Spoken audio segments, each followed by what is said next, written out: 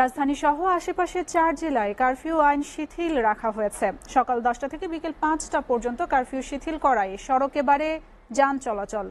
Office আদালত খুলে দেয় মানুষের উপস্থিতিও বাড়ে কয়েক গুণ। এদিকে কোথাও বিক্ষোভকারীদের অবস্থান না থাকলেও নগর জুড়ে আইন শৃঙ্খলা বাহিনী ও সেনা সদস্যদের তৎপরতা ছিল চোখে পড়ার মতো। খুব শীঘ্রই কারফিউ উঠে গিয়ে পরিস্থিতি স্বাভাবিক হবে এমন প্রত্যাশা ঢাকাবাসীর। তাইফুর রহমান তুহিনের প্রতিবেদন।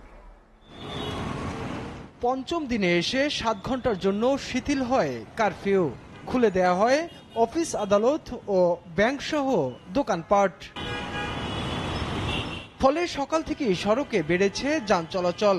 রাজধানীর প্রায় প্রতিটি সড়কে ছিল চিরচেনা যানজট। তবে অপ্রীতিকর পরিস্থিতি এড়াতে নগর জুড়ে তৎপর আইন শৃঙ্খলা বাহিনী ও সেনা সদস্যরা। মোড়ে মোড়ে চেকপোস্ট ছাড়াও রাজধানীর প্রতিটি প্রবেশ মুখে ও গুরুত্বপূর্ণ এলাকায় নিরাপত্তা জোরদার করেন তারা। জীবন জীবিকার তাগিদে কারফিউ শিথিল করায় সন্তোষ জানান নগরবাসী। টানা 1 সপ্তাহ বন্ধের পরে আমাদের অফিসের খোলা পড়ছে। 5 দিন খুবই খারাপ কেটেছে। বাসার মধ্যে সময় কাটেনি, ইন্টারনেট ছিল না, টিভি ছিল না।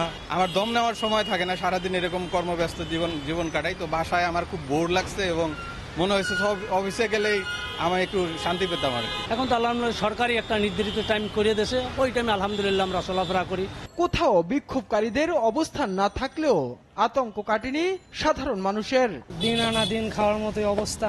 তো ইনকাম না থাকলে তো আসলে কেউ এসে আমাদের কিছু জিজ্ঞাসা করবে না খাইছো কিনা। এখনো অতটা না থাকলেও কিন্তু ভয় করে রাস্তায় বের হইতে। খবর দেখলাম যে মোটামুটি এখন একটু শিথিল হয়েছে, কারফিউ 5টা অবধি করছে। এখন আশা করি এই কয়েকদিন এই সপ্তাহের মধ্যে সব ঠিক হয়ে যাবে। খুব শিগগিরই কারফিউ উঠে গিয়ে পরিস্থিতি স্বাভাবিক হবে এমন প্রত্যাশা সবার। Taifur Rahman Tuhin, SA TV, Dhaka.